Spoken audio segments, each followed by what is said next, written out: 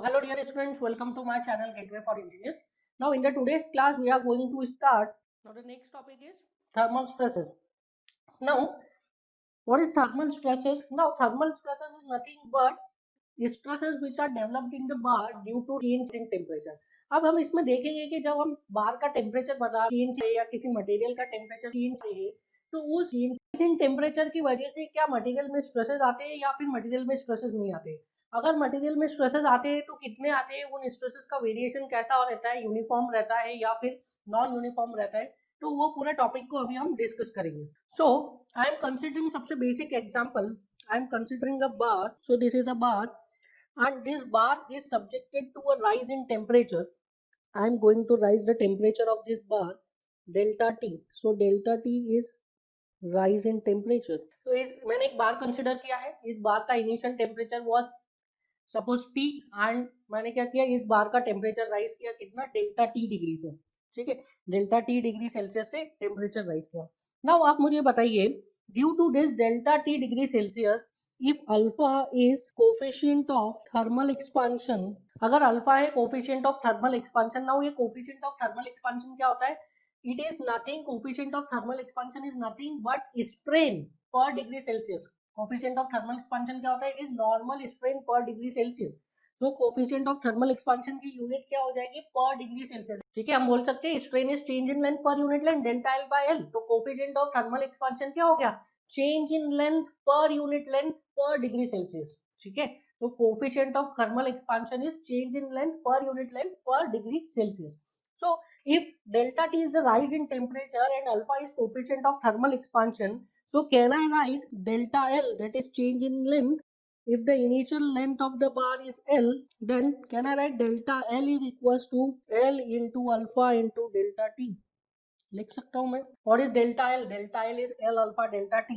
Now I am assuming कि ये बार है, इस बार का कोई डायमेंशन है इन z डायरेक्शन and इसका कुछ डायमेंशन है in y direction also. Basically what I am doing, I am considering a 3D bar.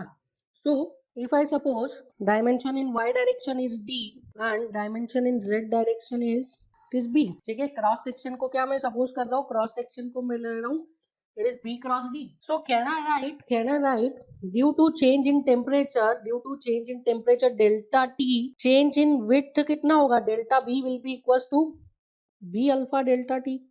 Now change in depth कितना होगा, d alpha delta t, ठीक है। नाउ ये जो एक्सपांशन आ रहे हैं, ये जो चेंज इन लेंथ आ रहा है, दिस इज ये जो चेंज इन लेंथ आ रहा है, this is when the bar is free to expand. So ये किस कंडीशन के लिए रिजल्ट है, when the bar is free to expand or when the member is free to expand.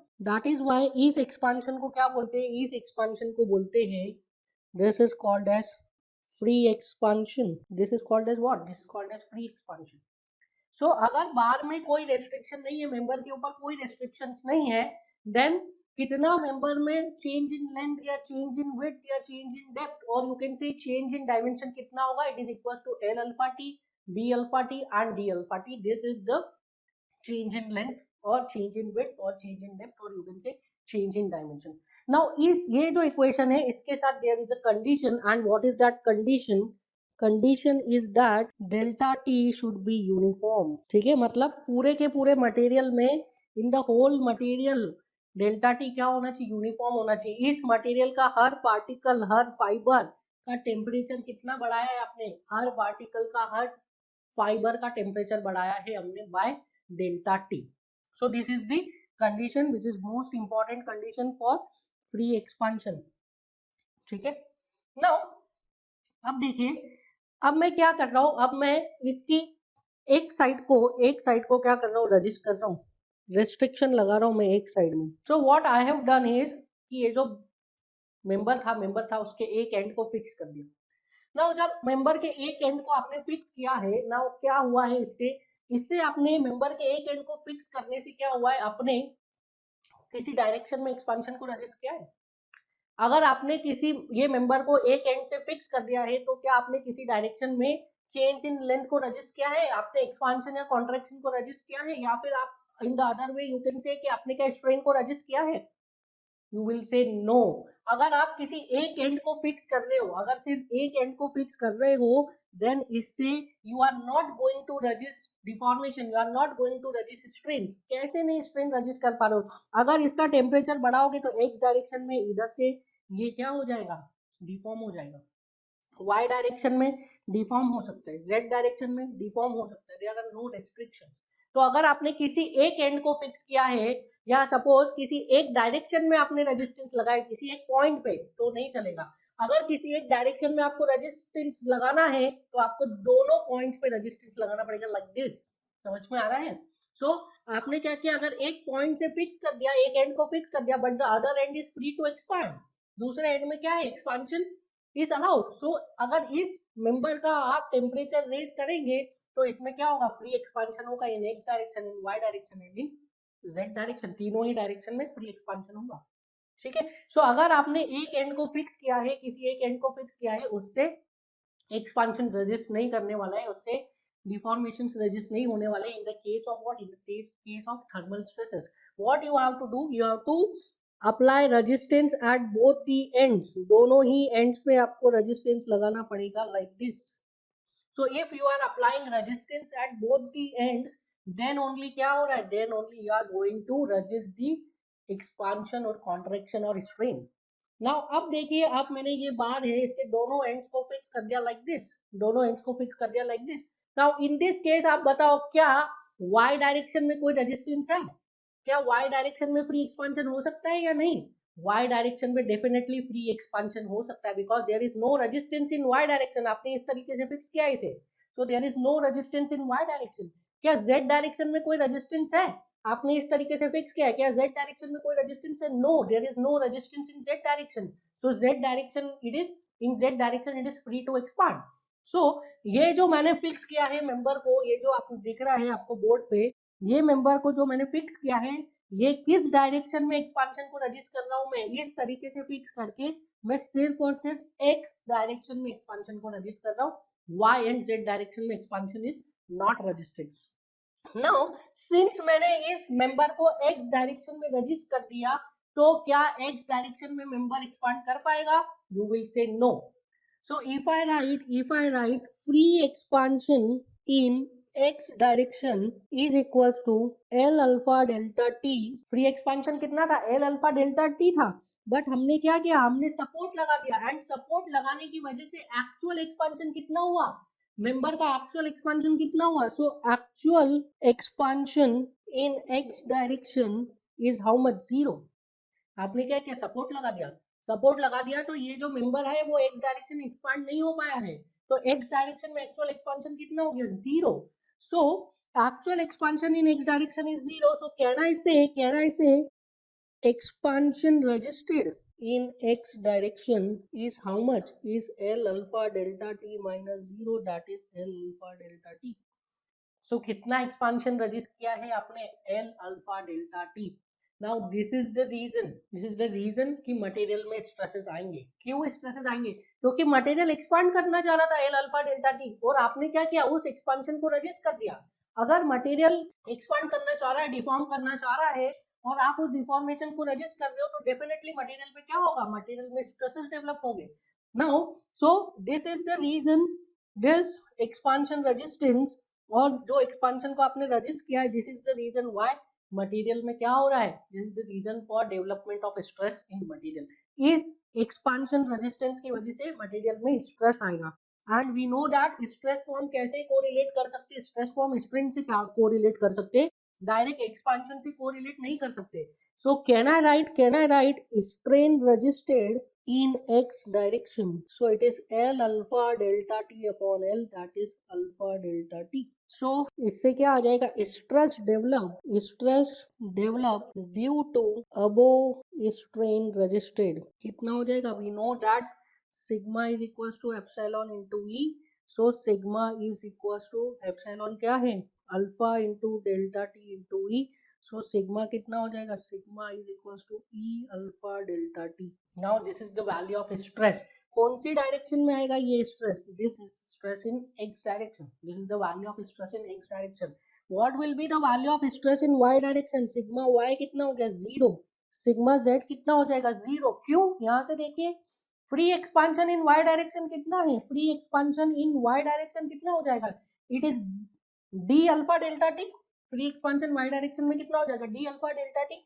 Actual expansion कितना हो जाएगा वाई डायरेक्शन में, since there is no restriction तो actual expansion will be equal to how much free expansion. तो actual expansion यहाँ पे Y direction में कितना आ जाएगा, it is D alpha delta T.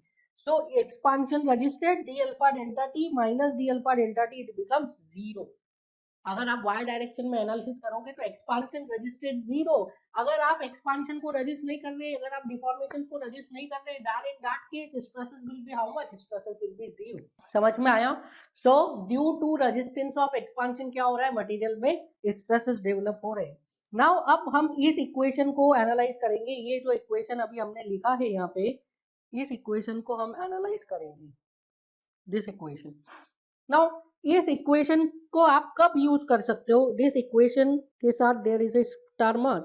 पहला तो मैंने आपको कंडीशन बता दिया था, when delta T is uniform. अगर मटेरियल का हर पार्टिकल, हर फाइबर डेल्टा टी डिग्री से चेंज हो रहा है टेम्परेचर, मटेरियल के हर पार्टिकल का, हर फाइबर का डेल्टा टी से टेम्परेचर चेंज हो रहा है, then in that case only you can apply sigma is equal to E alpha delta T.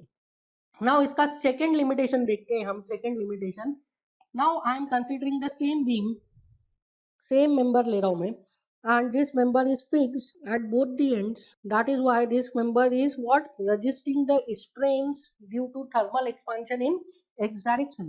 and इसका मैंने टेम्परेचर इंक्रीज किया है। आई am assuming delta T is rise in temperature. ठीक है, डेल्टा टी क्या है, delta T is rise in temperature. And यहाँ पे मैं इस एक्सिस भी डिफाइन कर देता हूँ, this is X axis, this is Y. So delta T क्या है, delta T is the rise in temperature. Now इस मटेरियल का मैंने टेम्परेचर रेज किया है, तो due to the rise in temperature क्या हुआ है, मटेरियल में स्ट्रेसेस डेवलप हुए। कितने स्ट्रेस डेवलप हुए, it is equal to E alpha delta T in X direction, Y and Z direction में कुछ नहीं हुआ। एक्स डायरेक्शन के लिए हम एनालिसिस करते हैं। जो ये स्ट्रेस डेवलप हुआ है ई अल्फा डेल्टा टी, क्या वो हर क्रॉस सेक्शन पे सेम है, क्या वो हर क्रॉस सेक्शन पे सेम है? नाउ हम ये एनालाइज करते हैं सिग्मा एक्स की value E alpha delta T. Now support लगाने की वजह से ऐसा क्या हुआ, जब हम सपोर्ट नहीं लगा रहे थे तो कोई स्ट्रेसेस डेवलप नहीं हो रहे थे, सपोर्ट लगाया तो ऐसा क्या हो गया कि मटेरियल में स्ट्रेसेस डेवलप हो गए। तो सपोर्ट ने ऐसा क्या किया कि मटेरियल में स्ट्रेसेस डेवलप हो गए? सपोर्ट ने देखिए क्या किया है, सपोर्ट ने रिएक्शन दिए। आपको पता है सपोर्ट क्या करता है, सपोर्ट रिएक्शन देता है। सपोर्ट जो है डिफॉर्मेशन को प्रिवेंट करता है। कैसे प्रिवेंट करता है, रिएक्शन देके। नाउ ये जो बार था ये एक्स डायरेक्शन में एलोंगेट होना चाह रहा था due to T delta T degree rise in temperature. Support ने क्या किया, रिएक्शन दी, and due to that reaction क्या हुआ, due to that reaction support ने उसका डिफॉर्मेशन प्रिवेंट किया। तो यहाँ पे क्या किया है, सपोर्ट ने रिएक्शन दी है। सो सपोर्ट ने रिएक्शन दी है, this is R1 and this is R2। सो यहाँ पे सपोर्ट ने रिएक्शन दी, कितनी दी, R1 and R2 the. Now since ये जो क्रॉस सेक्शन है, this cross section is uniform along the length, in this case the cross section is uniform along the length, तो ये जो स्ट्रेस आ रहा है, this stress sigma x is constant along the length। ये जो हमने अभी निकाला सिग्मा x की वैल्यू, ये सिग्मा x कहाँ पे निकाला, किसी पर्टिकुलर क्रॉस सेक्शन पे निकाला क्या, नहीं, this is stress in x direction. तो ये हर क्रॉस सेक्शन पे स्ट्रेस कितना है, सिग्मा x है। दैट मीन्स ये अगर मैं इसको बोल रहा हूँ 0.1, इसको बोल रहा हूँ 0.2, तो वन एंड पे, एंड नंबर 1 पे भी स्ट्रेस कितना है, सिग्मा एक्स है, एंड नंबर 2 पे भी स्ट्रेस कितना है, सिग्मा एक्स है। दैट मीन्स दोनों एंड पे जो स्ट्रेस है, दोनों एंड पे स्ट्रेस इज सेम, एंड इन दोनों का cross sectional area is also same. So क्या आप यहाँ से बोल सकते हो R1 is equal to R2? समझ में आया, R1 is equal to R2। Now अब मैं एक सेकेंड केस ले रहा हूँ। In the second case what I am doing is I am considering a bar जिसका की क्रॉस सेक्शनल एरिया चेंज हो रहा है। Now this is a bar and इस बार का क्रॉस सेक्शनल एरिया चेंज हो रहा है। Here it is D1 and here it is D2। ठीक है, सर्कुलर टेपरिंग बार ले लिया, सपोज करिए मैंने सर्कुलर टेपरिंग बार ले लिया, एक एंड पे क्रॉस सेक्शन है D1, दूसरे एंड पे क्रॉस सेक्शन है D2। Now in this case जब मैंने इसका टेम्परेचर बढ़ाया, जब मैंने इसका टेम्परेचर बढ़ाया, तो due to rise in temperature कितना चेंज इन लेंथ आएगा, डेल्टा एल की वैल्यू क्या होगी, it is L alpha delta T.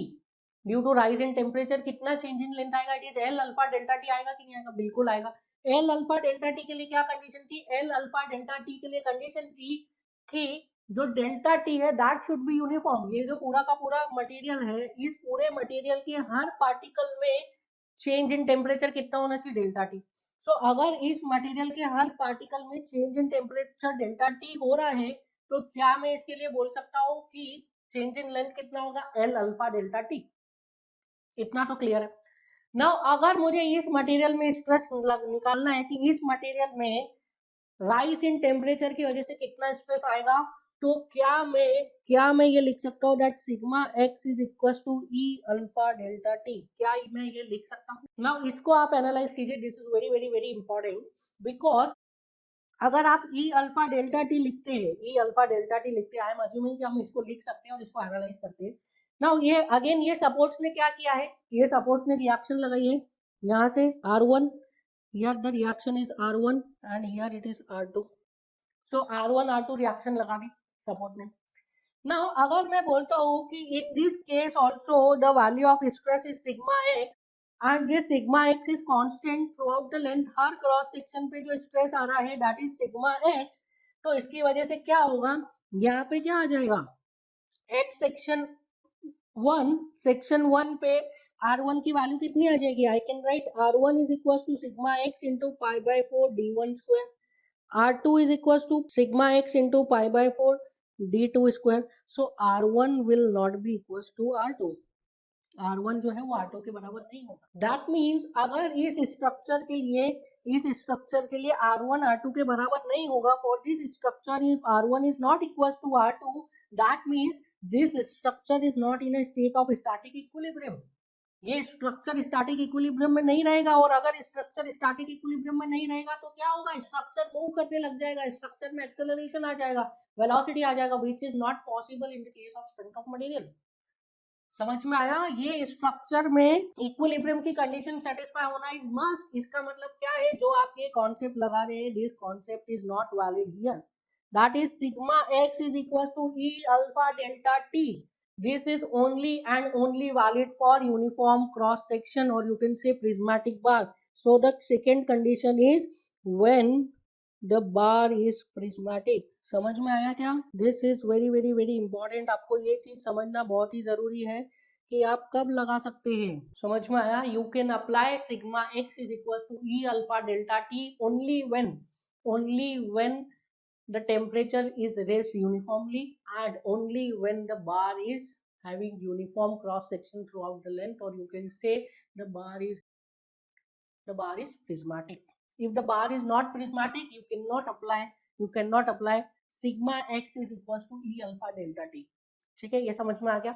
दूसरी चीज, change in length is equal to L alpha delta T. ये कब लगा सकते हो, change in length is equal to L alpha delta T, ये आप तब लगा सकते हैं when the temperature is changed uniformly. Material का हर पार्टिकल, हर फाइबर अगर डेल्टा टी डिग्री सेल्सियस से टेम्परेचर का चेंज हो रहा है मटेरियल के हर पार्टिकल में, हर फाइबर में, then only you can apply what, then only you can apply delta L is equals to L alpha delta T. Now अगर इस केस में this is wrong, this condition is wrong, so इस case में what will I do, how will I find the value of sigma x? So there is an alternative approach. Now अभी क्या किया था, अभी हमने बात की थी in terms of strains, अभी हमने बात की थी इन टर्म्स ऑफ स्ट्रेन रजिस्टेड से हमने क्या निकाला था, हुक्स लॉ लगा के हमने स्ट्रेसेस कैलकुलेट की थी। नाउ इन दिस केस, अब जो केस हम अल्टरनेट अप्रोच में देखने जा रहे हैं उसमें हम क्या करेंगे, हम बात करेंगे in the terms of force, will not talk in the terms of strain, हम डायरेक्टली फोर्स के टर्म्स में बात करेंगे। बिकॉज स्ट्रेन के टर्म से स्ट्रेस क्यों नहीं निकाल सकते, स्ट्रेन से स्ट्रेस इसलिए नहीं निकाल सकते इन the case of non prismatic bars, because stress is not uniform. ठीक है, स्ट्रेस यूनिफॉर्म नहीं है, स्ट्रेन तो यूनिफॉर्म है, स्ट्रेन अलोंग द लेंथ हमने एक टोटल स्ट्रेन कैलकुलेट कर लिया, but stress is not uniform. That is why we have to go by load approach, load की अप्रोच से जाना पड़ेगा, स्ट्रिंग से डायरेक्टली स्ट्रेस नहीं निकाल सकते। Why this is wrong, because this approach is not valid for non prismatic bar, because R1 must be equal to R2। ठीक है, R1 must be equal to R2 होना ही चाहिए, क्यों, बिकॉज स्टैटिक इक्विलिब्रियम को हमें मेंटेन करना है। Now alternate approach देखिए, अल्टरनेट अप्रोच सेम बार ले रहा हूं मैं, सेम प्रिज्मेटिक बार ही ले रहा हूं। Now this is a prismatic bar and this prismatic bar is subjected to rise in temperature and this prismatic bar is fixed between two supports। ठीक है, दो फिक्स सपोर्ट के बीच में है ये बार, एंड इस बार का delta T is change in temperature, I am assuming it is rise in temperature, ठीक है, मैं अज्यूम कर रहा हूँ राइज इन। नाउ जब इसका delta T rise in temperature हो रहा है तो delta T rise in temperature की वजह से क्या हो रहा है, बार एक्सपांड करना चाह रहे हैं एंड बार एक्सपांड नहीं हो पा रहा है क्योंकि जो सपोर्ट है वो क्या कर रहे हैं, सपोर्ट उस पर रिएक्शन लगा रहे हैं। तो मैं क्या कर देता हूँ, इसको मैं कर देता हूँ फ्री, दोनों केसेस को अलग अलग एनालाइज कर लेते हैं। पहले बार को एक्सपांड होने देते हैं कि कितना एक्सपांड होता है, फिर उस पर देख लेते हैं सपोर्ट जो रिएक्शन लगा रहा है उसकी वजह से क्या हो रहा है। सो जब ये बार पे delta T rise in temperature लग रहा था, राइज इन टेम्परेचर हो रहा था, तो आई एम अज्यूमिंग कि दिस बार इज फ्री, ठीक है, इस बार में कोई रेस्ट्रिक्शंस नहीं है, कोई रिस्ट्रेंट्स नहीं है। तो due to delta T rise in temperature इसमें कितना एक्सपांशन होगा, it is L alpha delta T. Now ये जो एल अल्फा डेल्टा टी है, ऐसा जरूरी नहीं है कि एक ही एंड पे हो, दोनों एंड पे थोड़ा थोड़ा हो सकता है, उसमें कोई इश्यूज नहीं, ठीक है। तो L alpha delta T by two इधर लिखो, L alpha delta T by two इधर लिखो, it is one in the same. और उसके साथ में क्या हो रहा था, उसके साथ में प्लस करके लिख रहा हूँ, सेम बार पे क्या किया, सपोर्ट ने रिएक्शन लगाया, सपोर्ट ने रिएक्शन लगाया, I am assuming this is R, this is also R, and due to the support reaction क्या हुआ, बार में एक कॉम्प्रेशन है, I am assuming this as delta compression and I am assuming this as delta tension, ठीक है।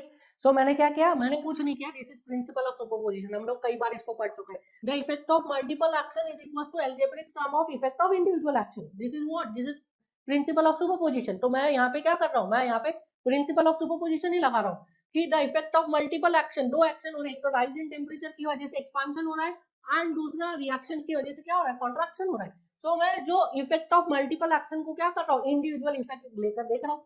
So can I write since the member is fixed, so delta net कितना हो जाएगा, delta net will be zero, member fixed है तो net deflection कितना होगा, zero. So can I write delta T plus delta C is zero. अब यहाँ पे डेल्टा सी को मैं प्लस लिख रहा हूँ, वैल्यू उसकी नेगेटिव आएगी मुझे पता है, तो वैल्यू नेगेटिव में लिख देंगे। सो डेल्टा टी की वैल्यू कितनी है, delta T is equal to L alpha delta T लिख सकते हैं। Change in length due to rise in temperature कितना है, L alpha delta T, and delta C की वैल्यू कितनी आई है, डेल्टा सी हमें पता है दिस इज अ प्रिज्मेटिक बार, और प्रिज्मेटिक बार में एक्सियल फोर्स लगाने की वजह से, एक्सियल फोर्स की वजह से चेंज इन लेंथ कितना होता है, it is P L upon A, so minus P L upon A, आया समझ में, minus P L upon A. Now यहाँ पे इस मेथड में चेंज आ जाएगा, देखिए जब भी ये प्रिज्मेटिक बार होगा तो मैं क्या लिखूंगा, इसको पी एल अपॉन ए लिखूंगा।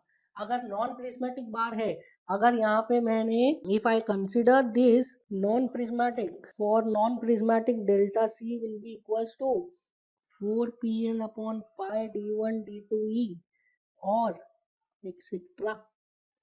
समझ में आया, समझ में आया। यहाँ पे अगर प्रिज्मेटिक बार होगा तभी मैं पी एल अपॉन ई लिखूंगा, अगर नॉन प्रिज्मेटिक है तो नॉन प्रिज्मेटिक का फॉर्मूला लिखूंगा, मैं पी एल अपॉन ई नहीं लिखूंगा। P L upon E is only valid for what, for prismatic bar. अगर वो टेपर्ड बार है, सर्कुलर टेपरिंग बार है, तो उसके लिए फॉर्मूला पता है, 4pl upon pi d1 d2 into E.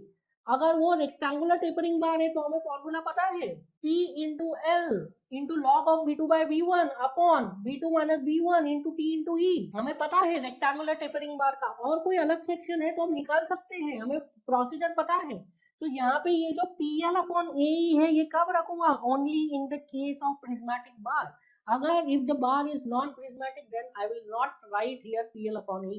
So I will write here a note, star mark करके लिखिए, delta T is equals to delta C, which means the magnitude of change in length due to change in temperature will be equals to magnitude of change in length due to support reaction. This is a Brahmastra for, ये जो है ये ब्रह्मास्त्र है आपका for thermal stresses calculate करने का। This is a Brahmastra, this is universally applicable condition, this is a universally applicable condition, इसको आप कहीं पर भी लगा सकते हैं।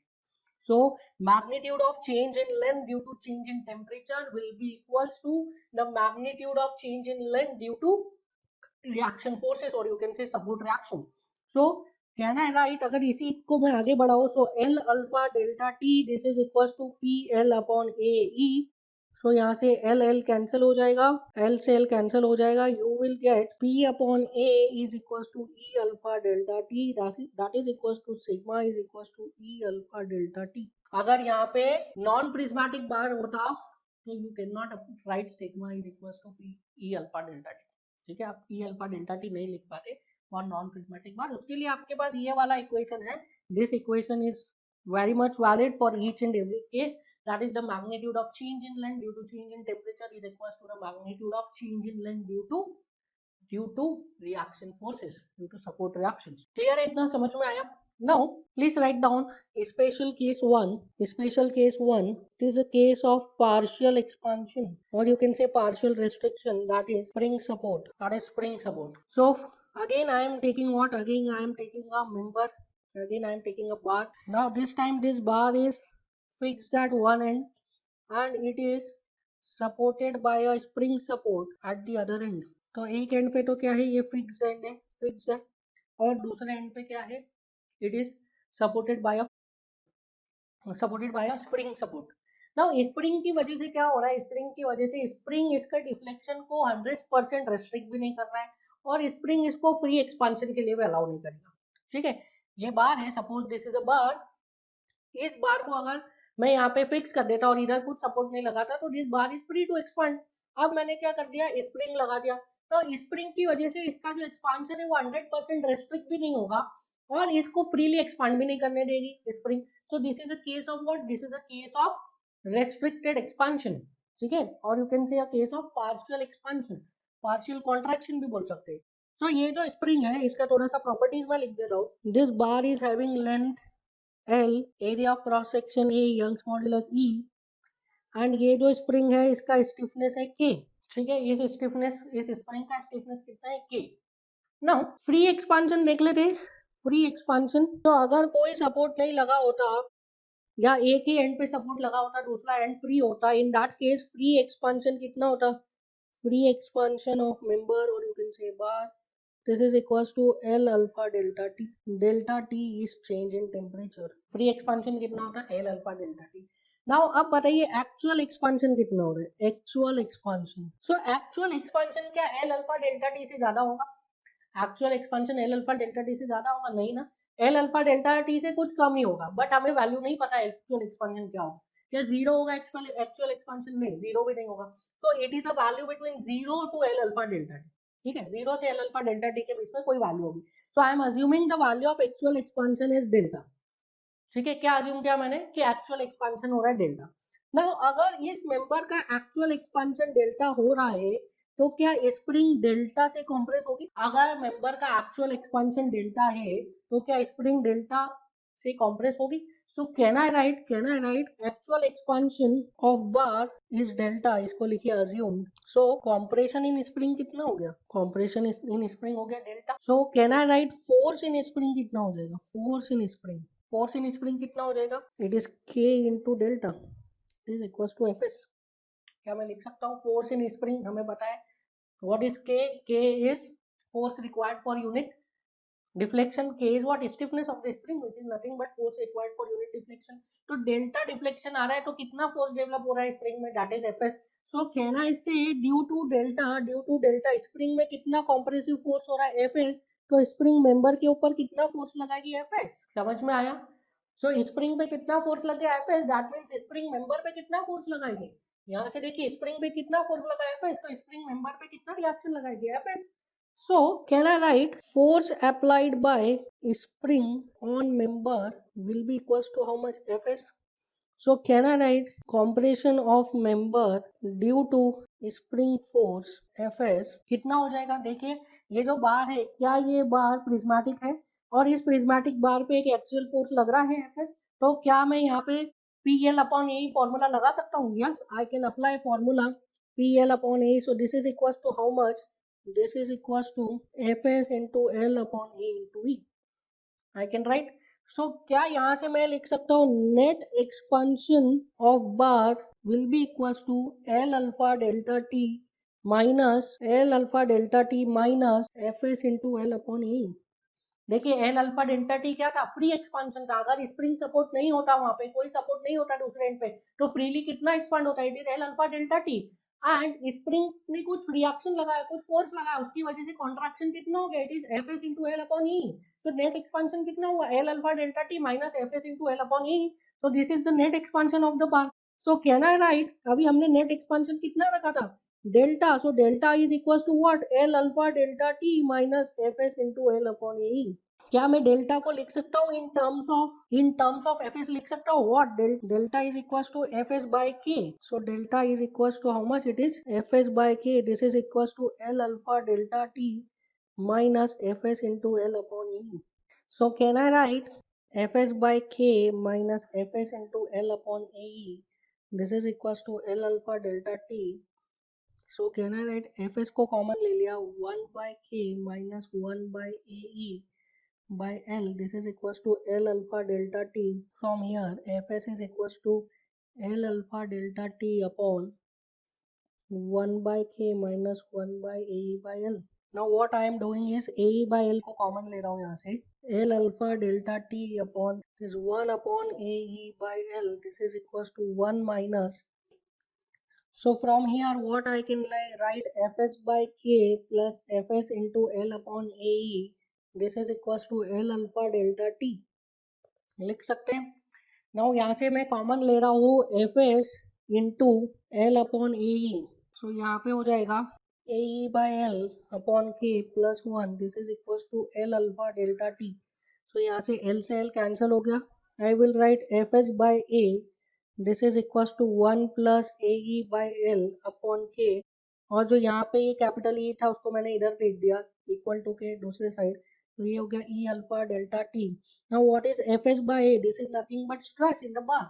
बार में फोर्स कितना लग रहा था, एफएस, बार का क्रॉस सेक्शनल एरिया कितना था, A, FS was uniform along the length, so force कितना हो गया बार में, it is sigma. So sigma is equals to how much, sigma is equals to E alpha delta T upon 1 plus A by L upon के.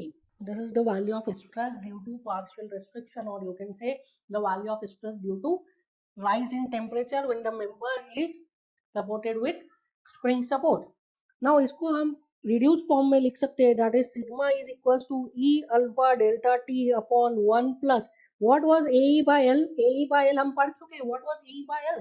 AE by L was axial stiffness of the bar. So I will write is 1 plus axial stiffness of bar upon stiffness of spring. So you can denote the value of sigma in this fashion also. This is easy. ये जो reduced form है easy to remember है. E alpha delta T क्या है, it is sigma क्या है, sigma is equals to E alpha delta T upon 1 plus axial stiffness of the bar upon stiffness of the spring. Thermal stresses पे हम कुछ numericals discuss करेंगे अब, और इन न्यूमेरिकल्स से कुछ कंक्लूजन्स निकालने, कुछ इंपॉर्टेंट कंक्लूजन जो आपके लिए बहुत ही ज्यादा इंपॉर्टेंट है for your objective point of view. So the first numerical is in front of you. A cube of size A cross A cross A is constrained in all three directions. If the temperature of the cube is increased by delta T degree Celsius, calculate the stress developed in the cube. So आपको क्या दिया है, एक cube दिया है, there is a cube. Now this cube is constrained in all three direction. Constraint क्या है, मतलब कि इसका जो expansion है, that expansion and contraction is restricted. ठीक है, change in length is restricted in all the three directions. And इसका क्या किया, इसका टेम्परेचर इंक्रीज किया है by delta T degree Celsius. So if the temperature is increased by delta T degree Celsius, dimensions क्या दिए हैं क्यूब के, it is A cross A cross A. So this is A, this is also A, this dimension is also A. So it is A cross A cross A, and इसका temperature increase किया है by delta T degree Celsius. Now we can approach this by different method. इसको solve करने के कई सारे methods हो सकते हैं. हम यहाँ पे दो मेथड्स देखेंगे. सो फर्स्ट अप्रोच की मैं बात करता हूँ, फर्स्ट मेथड, और you can say first approach. Now ये बताइए, अगर this is a cube of side A and all the three sides are restrained और इसका टेम्परेचर बढ़ रहा है, तो क्या सिमिलर स्ट्रेसेस डेवलप होंगे in all the three direction? So can I write sigma x will be equals to sigma y will be equals to sigma z? तो क्या मैं इसको बोल सकता हूँ that this is a case of hydrostatic loading? This is a case of hydrostatic loading. क्या बोल सकते हैं? This is a case of what? This is a case of hydrostatic loading. Now, since this is a case of hydrostatic loading के बारे में हमने पढ़ा था, क्या था hydrostatic loading? It is the loading when equal stresses are applied on a body from all the three directions. ठीक है, तो इस केस में भी क्या हो रहा है, इस केस में भी क्या हो रहा है, क्यूब के तीनों डायरेक्शंस में इक्वल स्ट्रेसेस लग रहे हैं. एंड फॉर हाइड्रोस्टैटिक लोडिंग हमने क्या डिफाइन किया था, हमने डिफाइन किया था bulk modulus. What was bulk modulus? Bulk modulus was denoted by K, and the value of bulk modulus was direct stress upon volumetric strain. Direct stress upon volumetric strain. Now, since this is a case of hydrostatic loading, तो direct stress तो हमें मिल गया. So if I want to write the value of K, I can write it is sigma upon volumetric strain. Now इस formula में volumetric strain क्या होता है? ये जो फॉर्मूला है इसमें volumetric strain क्या होता है? The volumetric strain is the strain caused due to this sigma. इस सिग्मा की वजह से जो स्ट्रेन कॉज हुआ है that is called as what, volumetric strain. जो वॉल्यूम में चेंज आया है, change in volume to the original volume due to this sigma is called as what, volumetric strain, जो हमें इस फॉर्मूले में यूज करता है. नाउ यहाँ पे अब आप ऐसे देखेंगे, since all the three direction are the strain, so there is no volumetric strain. कोई वॉल्यूमेट्रिक स्ट्रेन नहीं आ रहा है एक्चुअल में, बट आप इसको सोचिए, इसको समझने की कोशिश करिए कि ये जो सिग्मा लग रहा है, सिग्मा लग के क्या कर रहा है, क्या ये सिग्मा वॉल्यूमेट्रिक स्ट्रेन लेके आ रहा है, क्या ये sigma change in length, change in width, change in height लेकर आ रहा है? तो यू विल से यस. देखिए इस कंडीशन में क्या हो रहा है, इस कंडीशन को आप ऐसा समझिए, देयर इज अ क्यूब, एक क्यूब है जिसका कि हमने टेम्परेचर बढ़ाया, and due to rise in temperature क्या हुआ, उसमें एलोंगेशन आया. कहाँ पे? लेंथ में एलोंगेशन आया, डेप्थ में एलोंगेशन आया और विड्थ में एलोंगेशन आया. एंड ये जो इलोंगेशन आया है इसको हमने नलीफाई कर दिया. कैसे नलीफाई किया? By application of stress.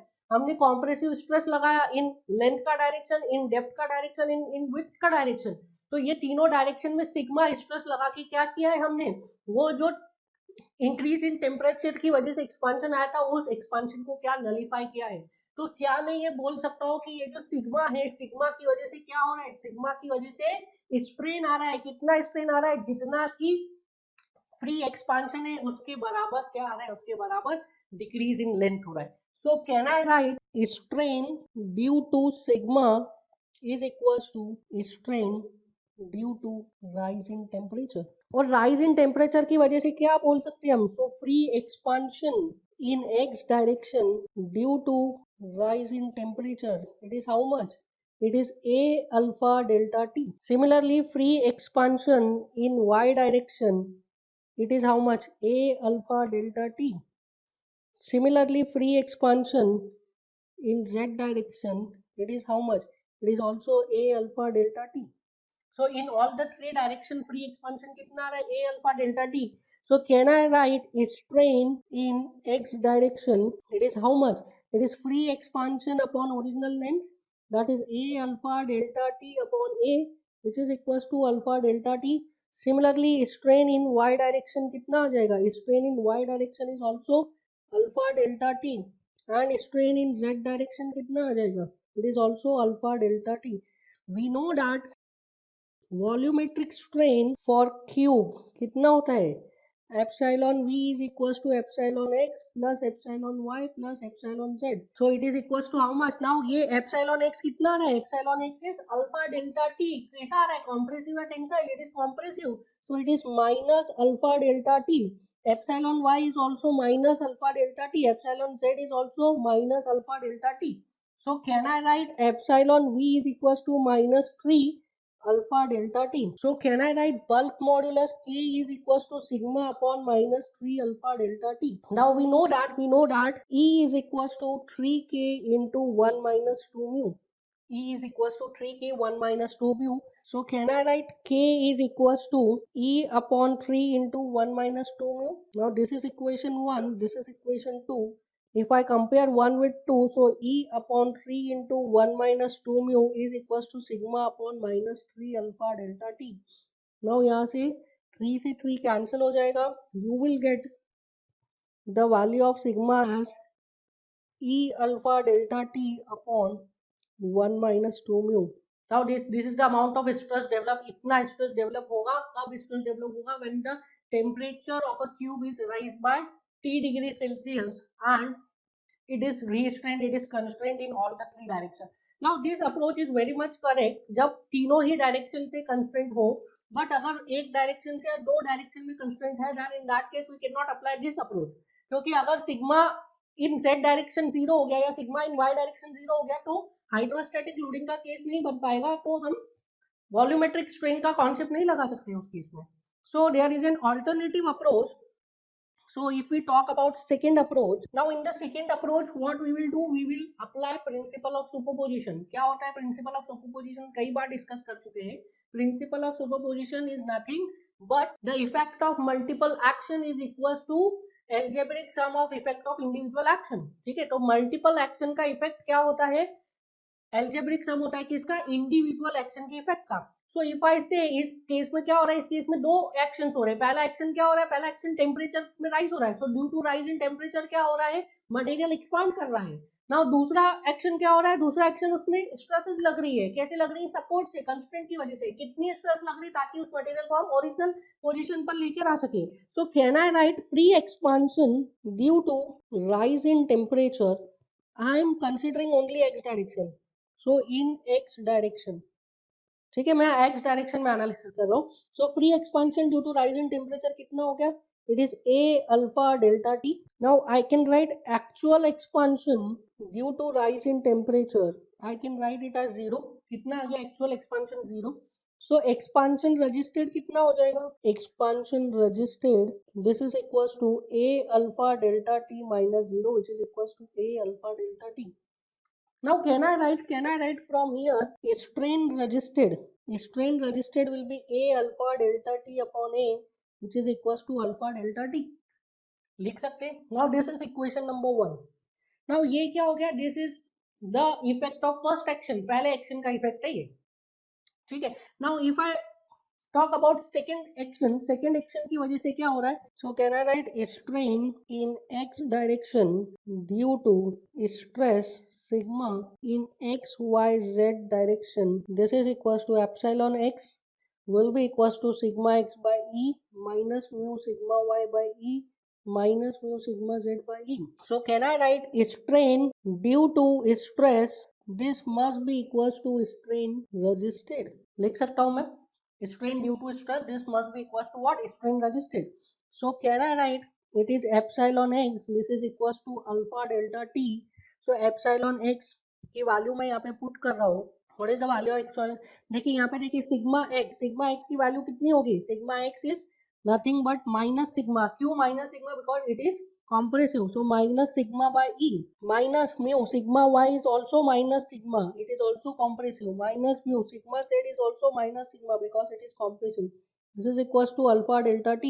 So from here you can write sigma by e common ले लीजिए. minus 1 plus 2 mu is equals to alpha delta t and you can write sigma is equals to e alpha delta t upon 1 minus 2 mu. Minus sign मैंने common ले लिया है.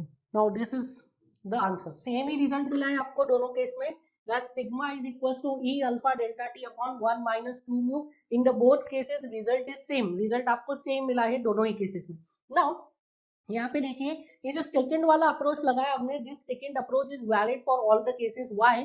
Because यहाँ पे अगर sigma y zero हो जाएगा तो you will write this term as zero. ठीक है ना, यहाँ से लिखा ना हमने ये इक्वेशन. तो सिग्मा y अगर जीरो हो गया तो you can write this term as zero. Sigma z अगर जीरो हो गया तो you can write this term as zero. So in this way this equation, this approach is valid for all the conditions. जो पहला bulk modulus वाला approach लगाया था that is valid for a particular case in the case of hydrostatic loading. So sigma is equals to minus of E alpha delta T minus Q लिखा है. अगर temperature बढ़ाओगे तो stresses कैसे आएंगे? Compressive आएंगे. टेम्परेचर कम करोगे तो स्ट्रेसेस कैसे आएंगे? टेंसाइल आएंगे. Now please try to solve next numerical. Next numerical आप सॉल्व करिए.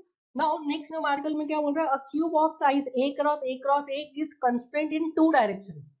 ठीक है, is constrained in two direction and free to expand in the third direction if the temperature of the cube is increased by delta t degree Celsius. Calculate the stress in the cube. Now ये क्या है? This is the similar case जो इसके पहले वाला case देखा हमने. This is similar case. इसके पहले वाले केस में क्या था?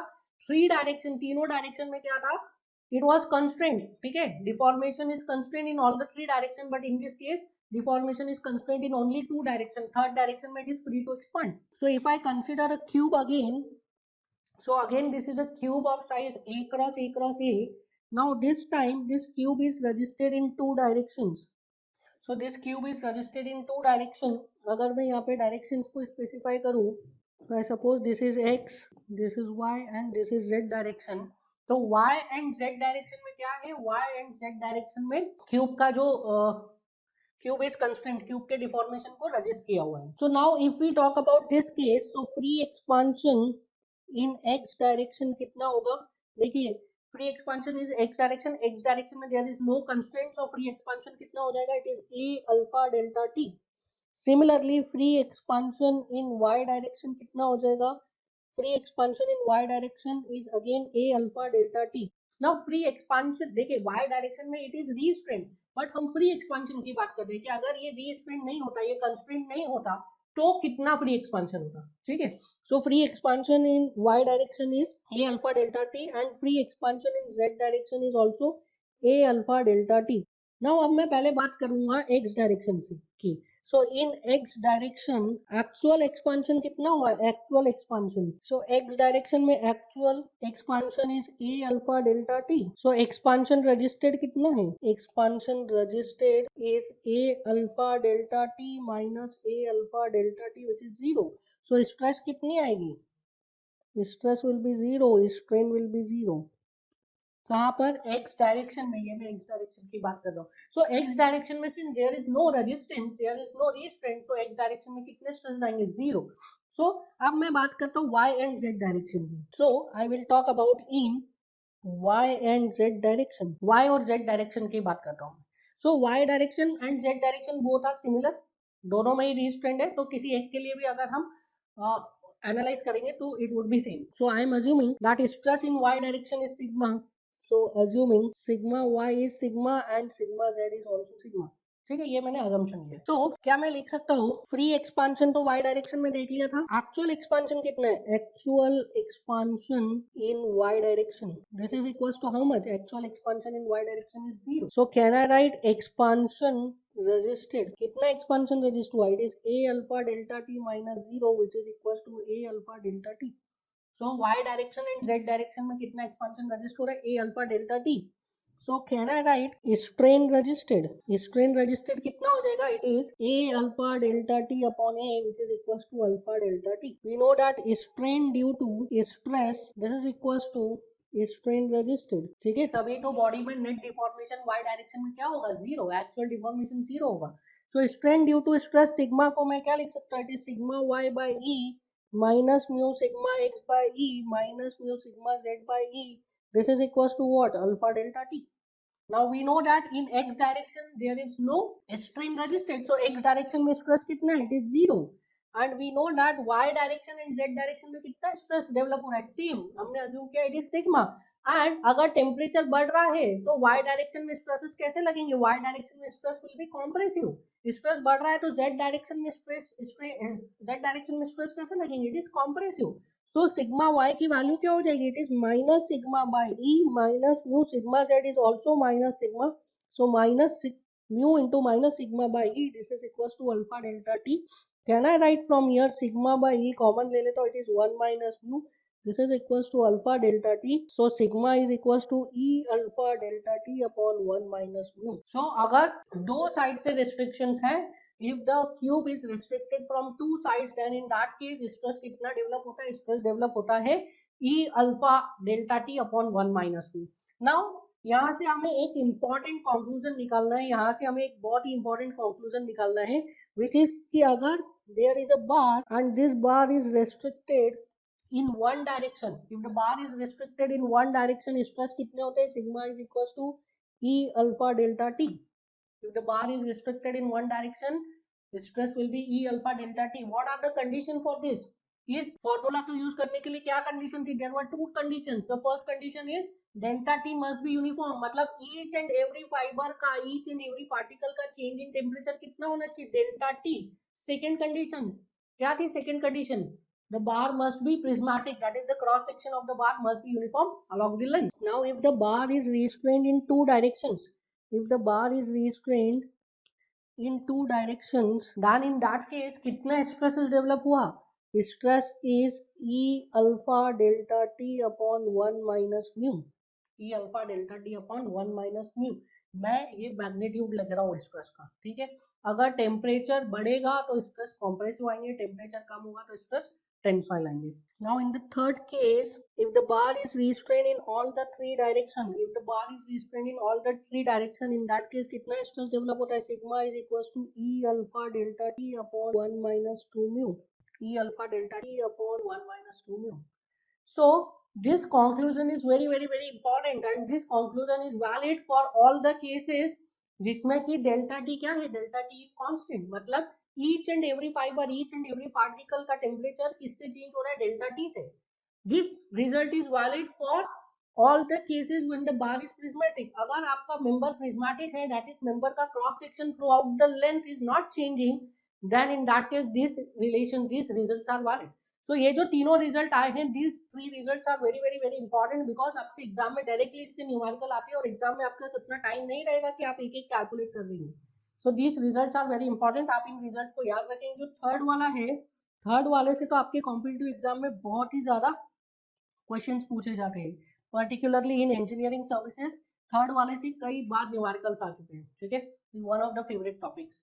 सो आप ध्यान रखेंगे कि if the bar is restrained in one direction, the stress is E alpha delta T. If the bar is restrained in two direction, the stress is E alpha delta T upon 1 minus mu. If the bar is restrained in three direction, the stress is E alpha delta T upon 1 minus 2 mu. ठीक है, clear है? These results are very important and this is valid for when the delta T is uniform, is constant throughout the length, throughout the weight, in each and every particle क्या होना चाहिए? Change in temperature delta T होना चाहिए। दूसरी चीज, the bar should be prismatic, member should be prismatic, that is cross section should not change throughout the length. So this is very important, आप इसको important करके note कर लेंगे, important results. So this is it for the today's class, we'll meet in the next class. Thank you.